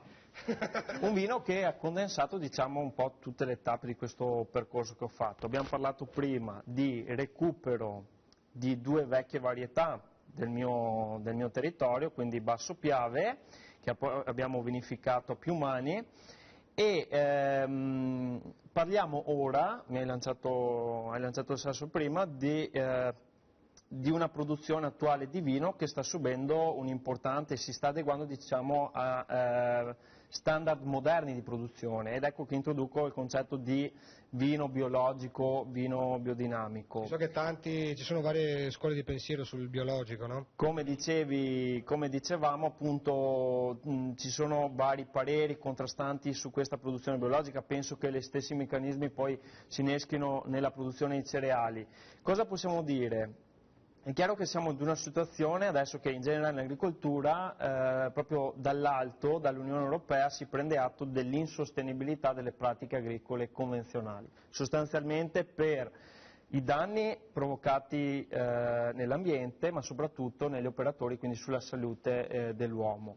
A causa di questo continuo utilizzo di prodotti di sintesi, prodotti chimici di sintesi che vengono immessi in agricoltura. Il ponte tra questa presa di coscienza e il recupero delle vecchie varietà secondo me è molto semplice, anche se poi tutto il sistema è assoggettato a delle dinamiche di mercato. Allora, per dirla in parole povere, nel nostro campo, quindi nel campo della produzione di uva e poi vinificazione e produzione di vino, questo adeguamento, diciamo, e quindi l'adeguamento verso una produzione sostenibile, biologica o biodinamica che sia, non può non tener conto dell'esistenza fino a 50 anni fa di una variabilità di prodotti che era ampissima. Questa variabilità era giunta, diciamo, alle porte dei grandi conflitti mondiali nei secoli, diciamo, quindi si era adattata nell'ambiente. Parlo delle varietà di mele, parlo delle varietà appunto di cereali, le varietà ad esempio di pollame, pensando pure alle tante varietà d'uva. La scorsa settimana quando ci siamo visti mi hai chiesto con un bicchiere di vino in mano, ma se era vero che il Raboso veniva prodotto perché era un vino che si conservava più degli altri. Noi sappiamo che il Raboso, diciamo, all'epoca veniva prodotto perché aveva delle caratteristiche, l'elevata acidità, insomma, che ne permetteva, diciamo, una minor predisposizione alle malattie del vino, se così possiamo dire. Si conservava un po' meglio. Ecco, questo è un esempio di come quindi questi prodotti tradizionali si erano selezionati automaticamente nel corso del tempo, nelle varie vicissitudini. Prima il Presidente parlava di periodi di carestia dove c'era la fame, no? E quindi là veramente nel poco erano necessari alimenti sostanziosi e ricchi. Quindi c'è stata una selezione naturale che ha portato a preservare alcuni prodotti piuttosto che altri. Permettimi di chiudere il cerchio. Sì. La chiave di lettura qual è? Nel momento in cui io decido e mi prometto di fare a meno di determinati mezzi tecnici, prodotti antiparassitari, nutrienti di origine minerale, quindi che niente hanno a che fare con l'ecosistema, ok, delle nostre campagne, io devo selezionare culture, devo andare a coltivare prodotti meno predisposti ad acquisire delle patologie, quindi, e che è un po' il principio, diciamo, dell'omeopatia nella medicina. Nel momento in cui faccio a meno di un farmaco curativo, devo andare ad agire non solo in via preventiva, ma proprio in una minor mia predisposizione ad acquisire quella malattia. Perfetto, grazie Enrico, bravo ragazzo, Presidente. Credo di sì, no? Il quadro che ha fatto, che è un quadro giusto e che bisogna andare verso quella strada. C'è una variante da quando, quando hanno fondato l'Alteria del Soligo, no? E quei tempi adesso, che purtroppo con gli aerei ci sono state trasportate delle malattie, in teoria dei funghi, e dei naturalmente anche la diabrotica e via dicendo, batteri che una volta non c'erano e che era più facile in quel momento. La globalizzazione, no? E qui bisognerà lavorare molto per riuscire a trovare ancora di ritornare verso gli equilibri che sono stati squilibrati, perché a quei tempi io sono uno che sono nato con il Crinto. Che non si beve più, non si può. Ma è perché hanno detto che non si può, però non vuol dire lei che... nella cantina c'è una bottiglia. Però il Crinto che è buonissimo. Bene, allora chiedo scusa alla regia, mi sono un po' dilungato, fra pochissimo entriamo nel vivo della ristorazione, quindi parleremo con Ivano, poi Mauro ci presenterà la soppa coada e poi questa bella iniziativa Pierpaolo ce la illustri nel dettaglio. E abbiamo anche una piccola campagna fondi di solidarietà, ma ne entriamo nel dettaglio nel blocco successivo. Piccola pausa con la Zanzega. Il nostro viaggio continua, Enrico, che peraltro ha illustrato benissimo quello che è la realtà di ricerca che lui svolge nella produzione di vini autoctoni, di questi assemblaggi, eccetera. Adesso ci sta versando un bicchiere, allora a Verona si dice gotto, a Venezia ombra, a Treviso un bicchiere de vin. Chi viene da dove qui? Siamo tutti più o meno nelle stesse zone. Emanuele, tu hai aiutato Enrico in tante faccende legate a queste produzioni, a queste riscoperte enologiche, è giusto il termine? Certo, assolutamente. Come siamo messi quindi? Fantastiche scoperte enologiche. Parliamo di varietà presenti nel nostro territorio da più di 300 anni, ma perché 300 solamente? Perché i segnali storici più avanzati sono del 700, metà 600. Chissà prima, sicuramente lo erano da prima. Pensiamo a selezioni che hanno attraversato di generazione in generazione queste varietà per arrivare fino a noi. Bacche bianche importantissime come il Gran Pariol, sarà la svolta per la bollicina di pianura sicuramente, parliamo di una varietà particolarmente fresca e accattivante dai buoni contenuti acidici, ma esistono anche tantissime altre varietà come il Verdiso, la Boschera, la Perera nella zona pedemontana dell'Alta Sinistra Piave e tutti i rossi particolarmente accattivanti della zona dei Colli Asolani. Poi anche al di fuori della provincia sicuramente individuiamo varietà molto molto intriganti. Per fare qualche nome, le recantine, quindi la recantina principalmente nella zona Montello Colli Asolani, il gruppo delle corbine, quindi la corbina nella zona del Veronese, la Pinella, la Pedevenda nella zona dei Colli Euganei. Certo non è una gara a chi fa più numero, a chi la spara più lunga, assolutamente. Parliamo di un 15 varietà ritrovate negli ultimi 20 anni, iscritte grazie al centro di microvinificazione di Conegliano, grazie a aziende che hanno creduto, a ragazzi come Enrico che ci hanno scommesso comunque personalmente, ci credono fino in fondo. E quindi a questo punto la parola non spetta solo al consumatore, nel rendersi più interessante, quindi più capaci di andare oltre al quotidiano, alla media, a ciò che è già troppo facile, ma spetta anche a tanti imprenditori e produttori di tutto l'areale veneto che dicono abbiamo dei grandi cavalli di battaglia ma abbiamo anche delle potenzialità comunque buone e ottimali. Complimenti Emanuele, perché sei stato esaustivo, molto, molto preparato su quello che fai, e questa è la bellezza anche di questi ragazzi, che riescono ad avere una conoscenza elevata e il desiderio di portare in auge il prodotto made in Italy con forza e grinta. Tra parentesi, scusate, Pierpaolo, tu ti occupi di gestire un po' il marketing di tante cose legato a questo mondo dell'enogastronomia, e dicevi, proprio riferendoti al pane, che c'è un progetto della regione Veneto legato al pane. Sentendo la passione con cui l'amico panificatore parlava proprio dell'artigianalità del suo mestiere, no? A fine anno la Regione Veneto, fino al 2013, ha approvato finalmente una legge regionale che, come Confcommercio e come Federpanificatori chiedevamo da anni, a tutela del pane fresco, cioè definisce ciò che è in etichetta e quindi nelle indicazioni la tracciabilità della filiera su ciò che può essere chiamato pane fresco e per esclusione tutto ciò che non lo è. Sono di questi giorni, ma insomma ormai non più così recenti, anche le polemiche sul pane venduto come precotto, congelato e spacciato per fresco, pane che arriva dall'est, pane che non si conosce bene. Ecco, i nostri telespettatori questa sera possono stare più tranquilli, perché in Veneto nel 2014 si potrà chiamare pane fresco solo quello che lo è veramente. E questa è un'ottima notizia. Comunque complimenti a sto vino qua, una bella acidità, no? Il profumo, un sapore rotondo, no? Verso il dolce, no? È stato bravo. Credo che sostanzialmente sto qua così, sono lì, ma se fosse anche raffinato, no? È piacevole a tavola. Potrebbe essere un vino del futuro, no? Un bello beverino, no? Si sposa assieme ai nostri bei vini che abbiamo, no? Perché giustamente bisogna cambiare, non bisogna bere solo sempre un tipo di vino. Prosegue e basta, bere anche, avere anche l'alternativa con gli amici, no? Credo che questo qua sia una bella cosa, no? Perché è un bel profumo, no?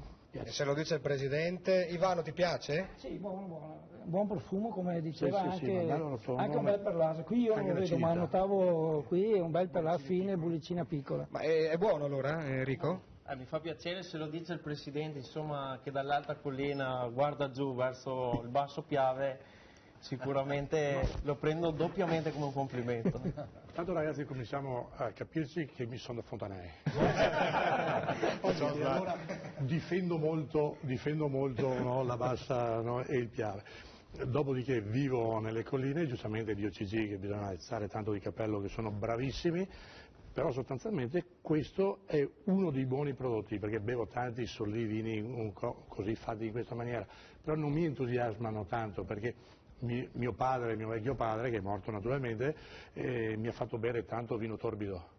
Questo è un vino torbido, come tu l'hai chiamato, ma non sono lì, però è buono, è gentile in bocca, è bello, una bella acidità, un bel profumo, piace. Enrico, non sa di fondo. Hai fatto una produzione, penso, non elevata di questa tipologia. Purtroppo no. Sperimentale quasi. Mi preme dirvi una cosa, che questo non è un surlé classico, ho preso spunto, diciamo, dal metodo ancestrale francese. Ho fatto la spremitura delle uve, quindi champagne e grappareol dentro la pressa assieme, il mosto l'ho messo a fermentare, dopo 5 giorni ho fatto un travaso per separare il fondo, diciamo, più grosso, e l'ho imbottigliato, cioè il vino rifermentato con i suoi zuccheri residui. Gli ho aggiunto un po' di solforosa perché ancora, insomma, non voglio arrivare su posizioni estreme, un passo alla volta. Però voglio dire, Lelle, il costo di questo vino, se dovessi fare una considerazione imprenditoriale, è stato veramente minimo. Assenza di coadiuvanti, è chiaro, come diceva il Presidente, poi dobbiamo anche confrontarci con le esigenze, e se è vero che la qualità e la soddisfazione è l'attesa del consumatore, dobbiamo giustamente adeguarci. Però a conti fatti, insomma, è stata, soprattutto assaggiandolo, è stata una decisione azzeccata. Un ottimo risultato, e chissà cosa ci farai bere da qua ai prossimi 30 anni, Enrico. Speriamo che il tuo nome arrivi nelle tavole di tutto il mondo, questo è l'auspicio che io ti do nel mio piccolo, ma che tutti ci auguriamo che i vostri talenti abbiano grandi riscontri in termini di professionalità e di successo in questo lavoro che fate con grande passione. Mauro, siamo arrivati da te perché adesso tu assembli la sopaquada, vero? Io adesso do una prima spiegazione per come è il percorso di preparazione della sopaquada. Guardiamo Ci la sei, differenza c'è dimensionale. una minima differenza, sì. Allora, la preparazione si parte con una preparazione di un brodo nella maniera più classica dei brodi, per cui con ossa, con ritagli di carne che siano in casa o che si possono prendere, e per conto suo si procede a cuocere il capone o il pollo o i piccioni nella versione col piccione. Io la cottura del pollo l'ho fatta in questo tegame di terracotta, perché a parte che una volta non esistevano le pentole d'acciaio, perciò nel Medioevo sicuramente non c'erano, e le cotture venivano fatte praticamente esclusivamente su pentole di terracotta, tegami di terracotta, sono anche altrettanto convinto comunque che la terracotta dà degli ulteriori profumi e degli ulteriori sapori a determinate pietanze. Forse non a tutte, ma a particolari. Ho scoperto che anche la pietanze. peara veronese la fanno con la pentola di questo Certamente che sì.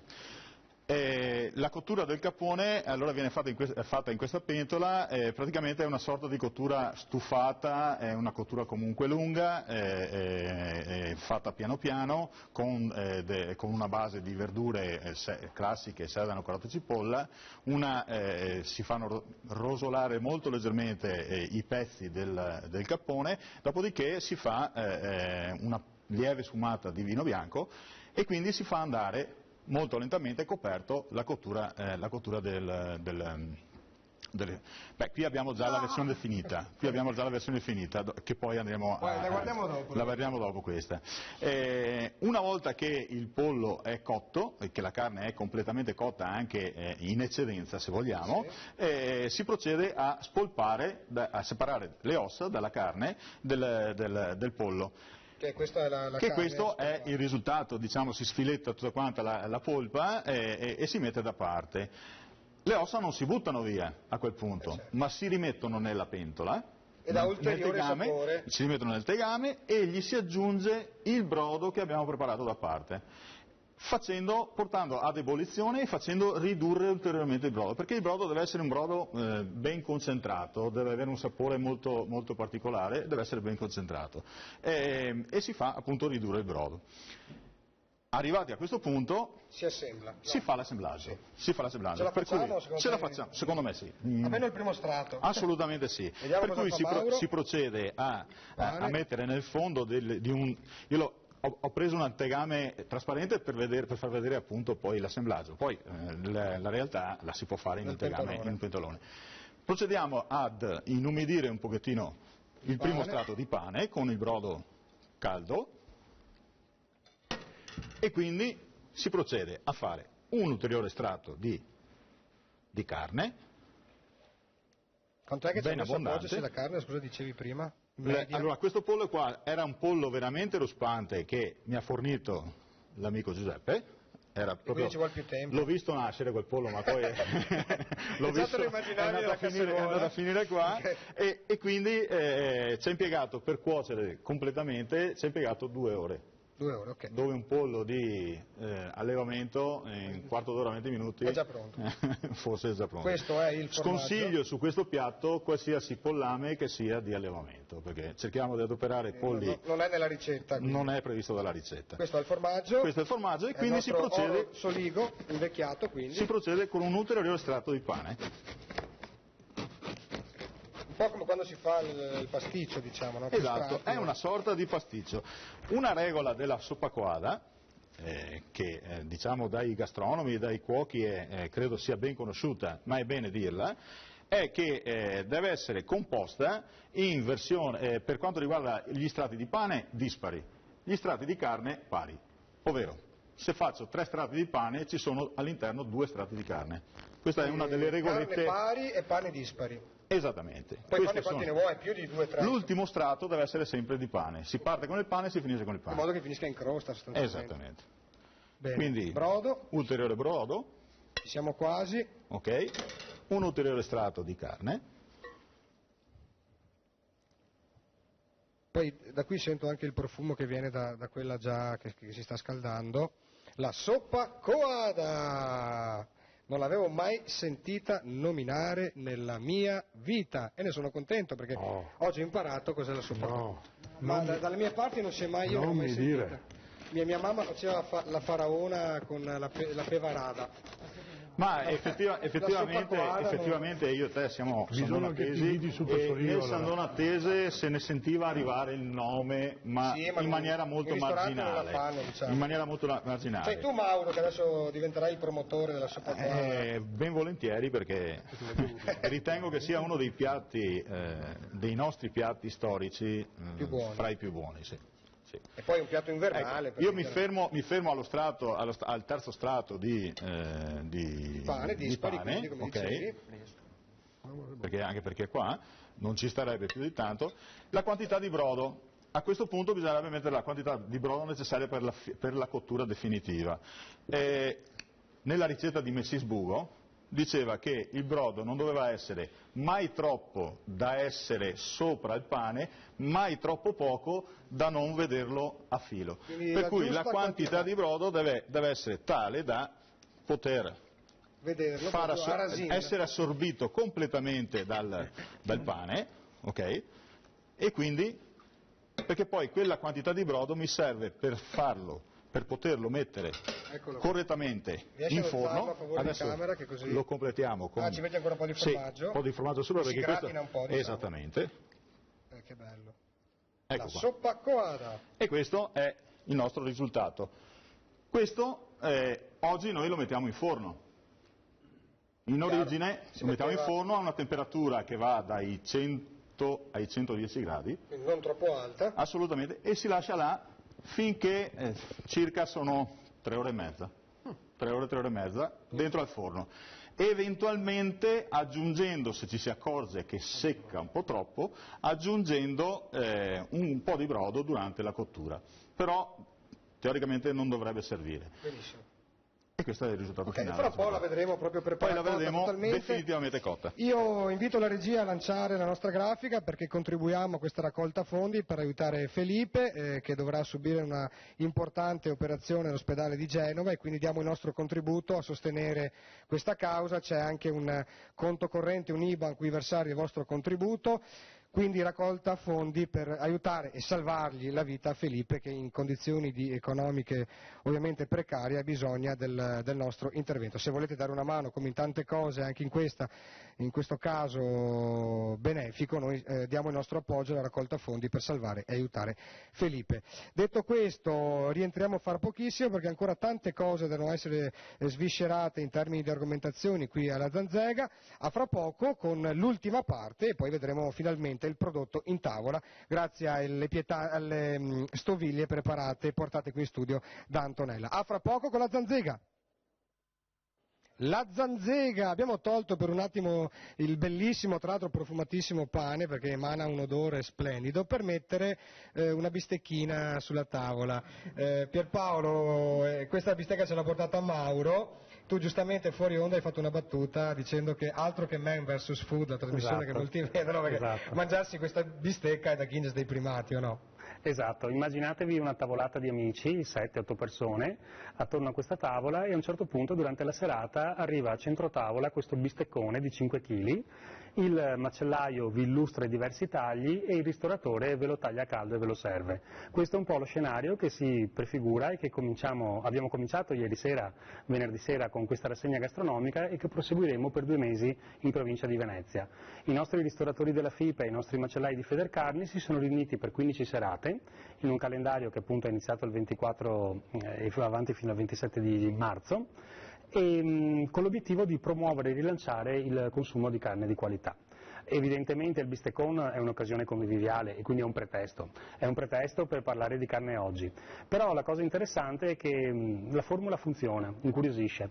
È nata un po' di anni fa da un gruppo di nostri macellai capeggiati da Mauro, i quali per rispondere diciamo alla più blasonata fiorentina hanno provato, prima rispetto alla carne toscana, hanno provato ad inventarsi qualcosa di veneto che potesse essere originale. Da qui è nato il bisteccone.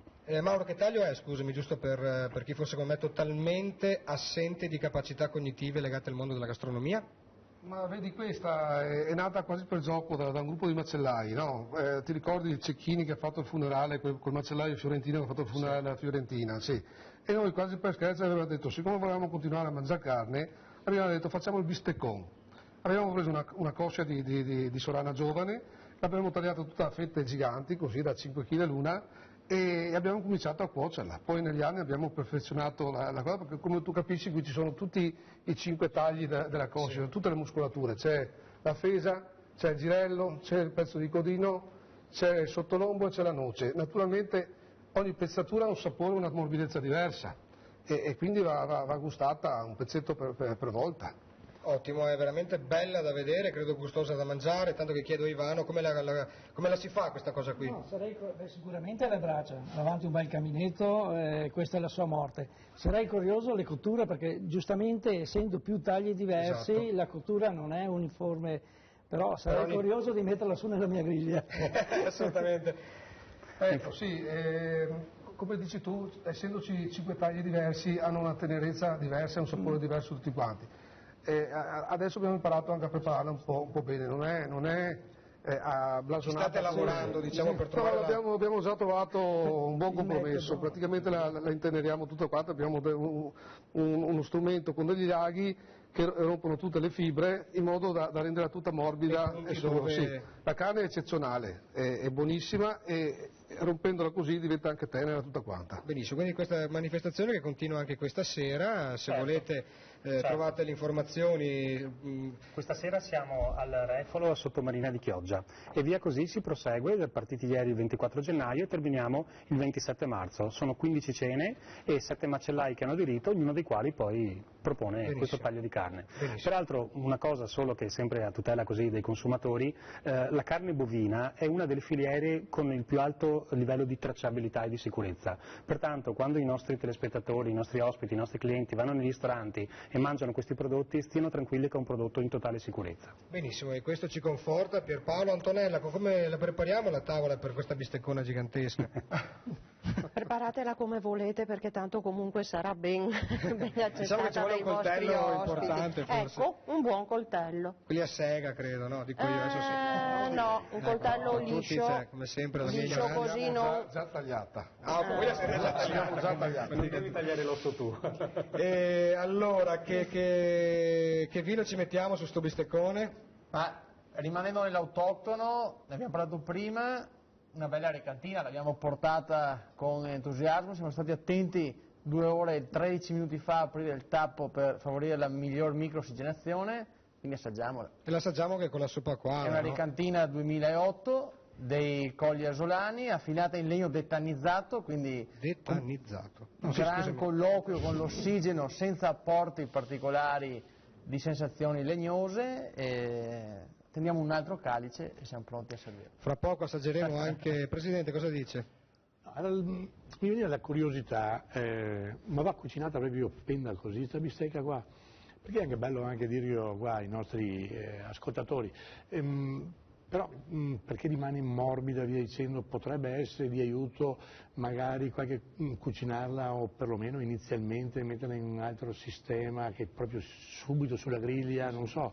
No, avete qualche suggerimento da dare? Può cuocere tranquillamente sulla griglia, l'importante è cuocerla piano piano con un calore giusto, in modo che si coaguli tutto il sangue, rimanga bella rosa dentro, non goccioli e poi va servita a piacere. Poi l'importante è servirla calda in temperatura, perché i tagli che non sono stati mangiati per primi si mantengono caldi e possono completare la cottura, proprio per i motivi che diceva prima. Perché noi altri così, quando vado in giro, purtroppo non sono cuoco, no? Anzi direi che non sono neanche capace di lavarmi un bicchiere, nel senso proprio dire che non è che non sia capace di mettere sotto rubino, no? Però insomma tu dici che diciamo che siamo via dicendo, no, siamo in tanti su questo. E si va in qualche ristorante, no, che si mangia una carne che si sente tenera, saporita, che magari qualcun altro si sforza con lo stesso bei tagli che magari non è così saporita, e allora mi piacerebbe capire, no, un attimino come, partendo che anch'io, essendo ho latte, ma abbiamo vacche, abbiamo carne, no? Mi incuriosisce come qualcuno fa a fare la carne così buona, no?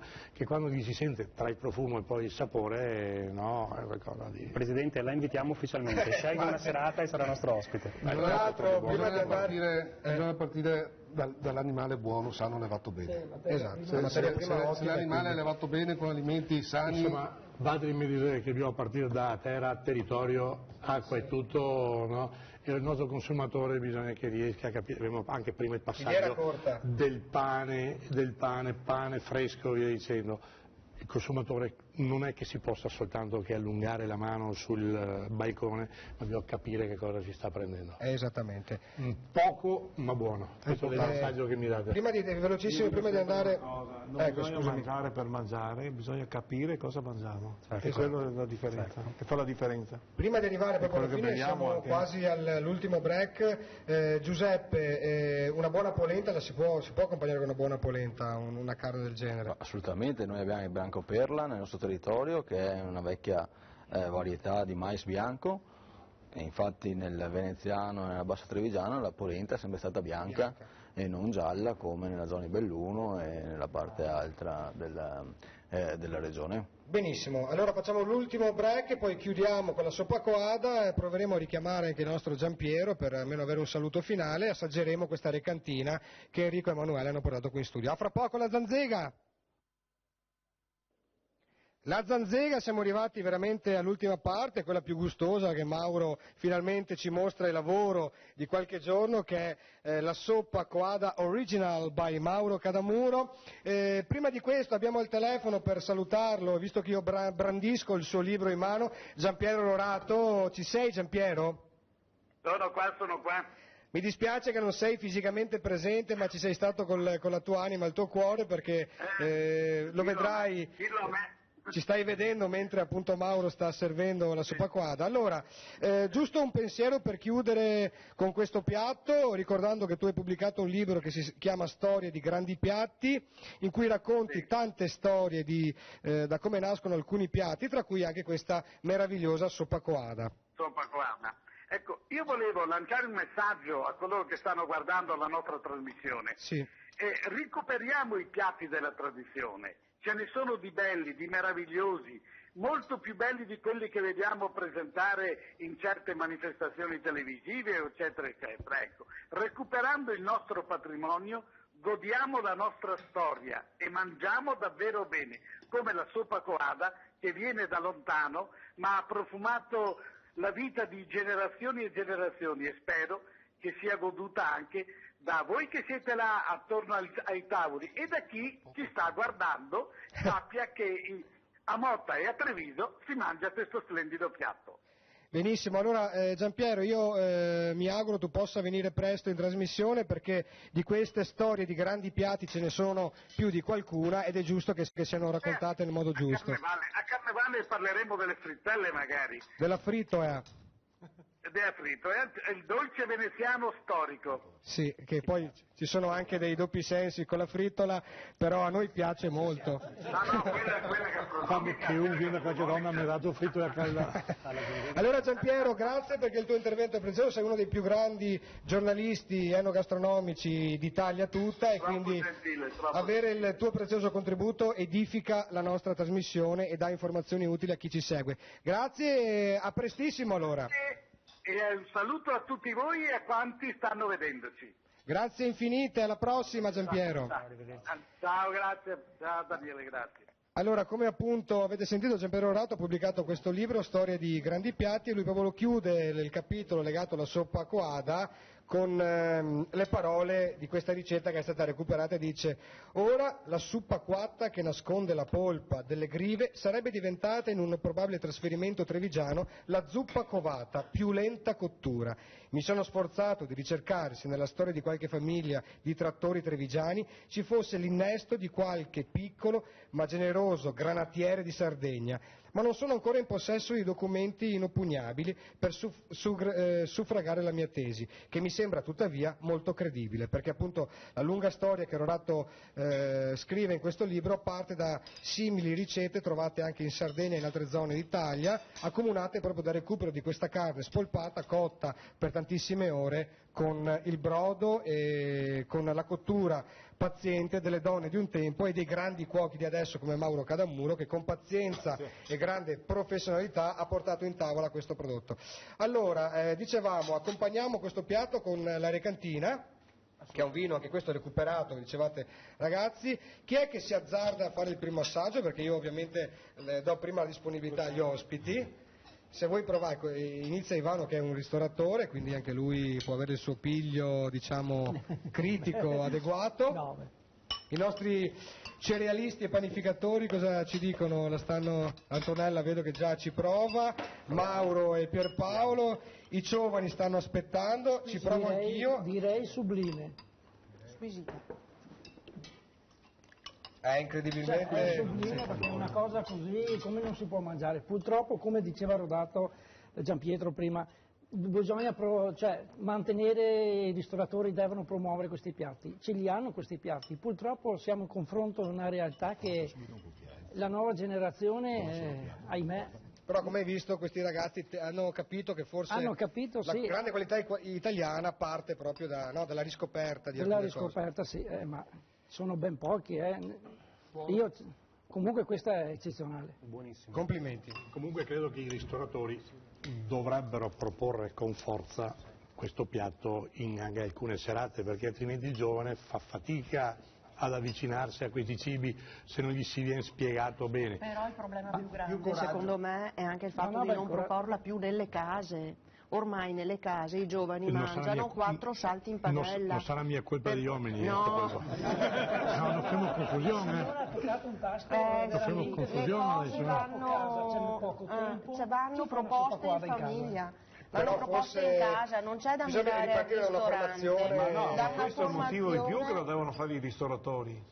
Per farla conoscere, perché se casa non riusciamo a farla, c'era proprio i ristoratori che dovrebbero fare la ricetta da 3 ore, anche il semplice sugo al pomodoro ormai non viene più fatto in casa. Comunque complimenti anche, si sente anche il formaggio che gli dà. Il formaggio è una delle basi. Il pasto lo profumo del pollo. Poi quando si mette in bocca si comincia a sentire il formaggio e tutti gli altri ingredienti. Mi leggo un po' a quello che diceva il Presidente sul fatto delle serate a tema nei vari ristoranti e via dicendo, ma secondo me oltre che nelle serate a tema nel mondo della ristorazione bisogna magari spiegare nel momento in cui c'è l'ospite a tavola, spiegare anche il piatto e trasmettere la cultura. Vi assicuro che da parte del gruppo ristoratori non è l'ultimo arrivato, ma assolutamente lo sappiamo. Facciamo da anni che seminiamo queste cose, non siamo diventati ieri. Dobbiamo, troviamo dei muri avanti da volte. È un bacino da non perdere quello, è una conoscenza, trasmettere conoscenza non va perso. Allora facciamo un breve intervento di Enrico, poi facciamo i saluti finali perché il tempo sta inesorabilmente arrivando alla fine. Guarda Dele, io faccio solo un brindisi, innanzitutto vorrei, se mi permetti, Alessandro, comunque Massimo Bisiol, che gestiscono il santo di San Donato di Piave, wine bar dove ci siamo conosciuti, dove abbiamo condiviso comunque la passione per il vino di qualità. E se è vero che siamo artefici e costruttori della nostra felicità e che la felicità passa anche attraverso una tavola ben imbandita, allora propongo un brindisi per la tua trasmissione e per tutti i telespettatori che ci stanno seguendo da casa. Enrico, sei stato profetico e mi auguro che voi giovani siate i traghettatori di questi grandi discorsi, di queste ottime cose che abbiamo detto e soprattutto assaggiato. Grazie Mauro, perché sei stato una persona eccezionale, hai fatto un lavoro di una ricercatezza, di uno studio profondo. Ringraziamo Giampiero Rodato che fisicamente non è potuto essere con noi, Ivo Gallo anche lui per malattia, purtroppo l'influenza l'ha aggredito. Allora velocemente Ivano, a nome dei ristoratori della provincia di Treviso, grazie di esserci. Ringrazio Guido, un grande panificatore che ha riscoperto le antiche farine per riproporle in chiave moderna, così come chi la produce questa farina, il buon Giuseppe. Antonella, che ha sempre un consiglio utile su come addobbare, preparare e conservare le cose che si hanno a casa. Grazie Antonella di essere venuta ancora una volta. Ringrazio il presidente dell'Atelier Soligo, 130 anni di storia di alta qualità con noi su questa tavola. Grazie Presidente. Ringrazio Pierpaolo perché vive in mezzo alle più grandi offerte di marketing legate alla gastronomia, io lo invidio manetta e spero che un giorno mi assuma, grazie Pierpaolo. Grazie a voi. Mauro, cosa dire, il bisteccone è qualcosa di eccezionale, grazie a voi che lo producete, lo portate avanti e grazie soprattutto ai giovani che sono Enrico e Emanuele che portano il talento italiano in tutto il mondo. La Zanzega finisce qua, grazie a tutti, alla prossima puntata ci occuperemo di cose interessanti. Ancora una volta parleremo di Trentino Alto Adige e la puntata successiva invece si occuperà di cinema, quindi abbiamo tantissime cose da portare su questa tavola attraverso la gente. Ringrazio i Facebook, tutti i contatti che aumentano quotidianamente, ringrazio la gente che ci segue in oltre 300.000 spettatori ogni puntata. Per me è un piccolo successo e spero che sia utile imparare tante buone cose. Alla prossima, ciao!